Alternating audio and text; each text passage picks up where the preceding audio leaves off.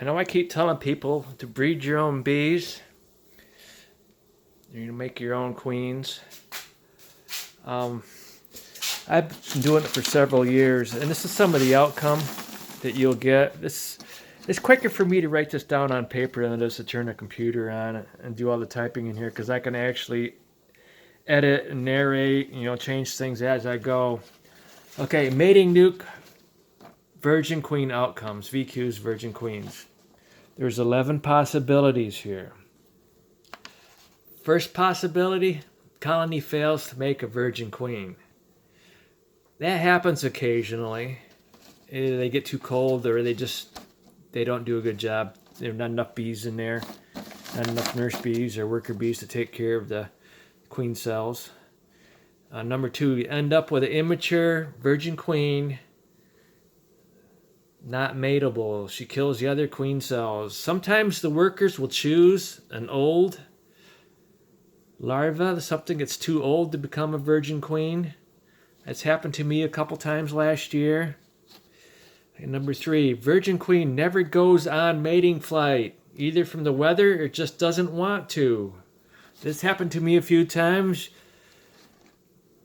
You have a completely dry week of weather, no rain at all, and you're checking, and virgin queen's in there, and you check a week later, she's still in there, she's not mated. She just didn't feel like going out and get mated. Number four, virgin queen lost during mating flight. That happens more than you would like. Birds, dragonflies. I had dragonflies stalking my hives a few years ago, and I went out there and I smacked the dragonflies when they flew by me. And that seemed to help because they go right after the slow-flying bees. Number five, virgin queen goes into wrong colony on returning from mating flight. This happens quite a bit.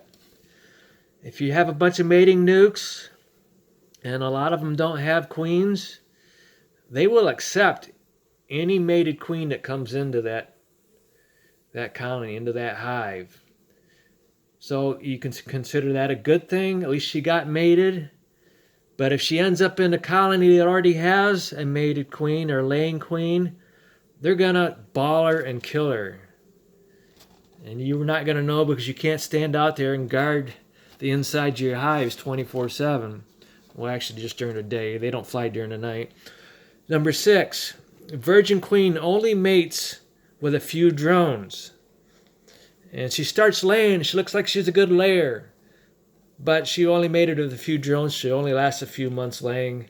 And the workers will recognize that, and they will kill her and start over again with another virgin queen. Number seven, virgin queen gets mated, but is killed by colony anyway. I noticed this a lot with foliage Russian bees because I was checking virgin queens a few days before the due date, before she run out of time to get mated. And I've caught one of them, actually it happened twice. I caught a queen being bald that had already started laying. Now if I hadn't checked, I'm sure they would have killed that queen, hauled her out of the hive, and started another queen cell. And number 12, colony 12 that I've had in many of my videos, is one of those queens that I saved, and she's still laying nearly 2 years after she got mated. So you got to watch those Russian bees. They're stupid. Number 8, virgin queen accidentally gets killed when you check the nuke. Sometimes curiosity gets the best of it, and you open up a hive, and either that virgin queen is going to fly up into the air, and because she's scared of you, she'll go into the other hives nearby and get bald. I've done this a few times. Curiosity gets the best of me, and I see the queen fly in the air, and I see her go to the right of me, to the left of me, and here I am going through all these hives trying to find a virgin queen being bald. Sometimes you get lucky and find her in time. Most of the time you don't. And other times, if you open up a hive and you don't realize she's running around in there, she could be underneath the frame. When you pick up the frame, she could be in between the frames. When you're moving around, she'll get squished. Okay, number 9. Virgin queen gets mated, but colony absconds due to pest in the hive. Now, in years past, if I locate some good bees in an area, I've actually taken mating nukes to an area, and I didn't check them every day because I get busy, it's too far away, didn't drive there.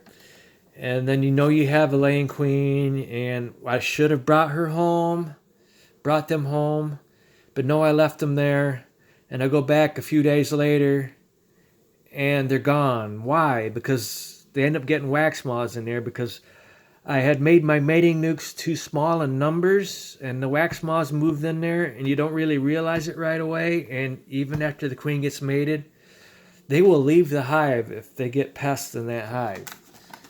Either wax moths, ants, or any kind of bug in that hive, they will leave. So the best thing to do is keep a swarm trap nearby to lure them into another hive if they leave that hive. Okay, number 10. The virgin queen gets mated, but by related drones. She becomes inbred.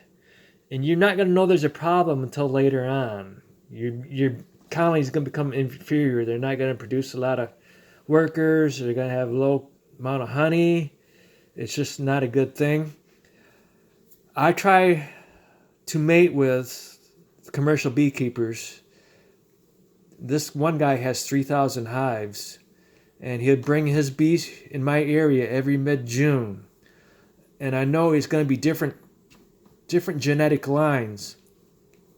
But occasionally I will mate early. And I don't graft queens like I used to, because when you start grafting and you get several hives that are all sisters, you end up getting inbred bees. So if you're going to mate with bees in your area, you got to make sure, well, if you mate with bees that are your own bees, you got to make sure you have lots of different lines. You don't want to do it all summer long. You could get away with it for a week or two with a few colonies, but you want to breed your bees, your queens, with drones from other colonies from the area within distance. So if you have commercial beekeepers in your area, it's good. But if you don't, you're going to have to either set some bees from a different genetic line in distance far enough away, but not too far away. It's like 3/4 to a mile for your queen to mate with the drones from another colony. And number 11, finally, VQ gets mated with several good drones from other colonies and is a great layer. So this is almost 8 minutes. I'm sorry it took so much time explaining this to you. It's going to be cold the next few days. That's why I have a lot of colonies in here. And what I'm doing is some of the bees get out. Like I've got some bees right here. And every day I add bees to these small colonies. And it works.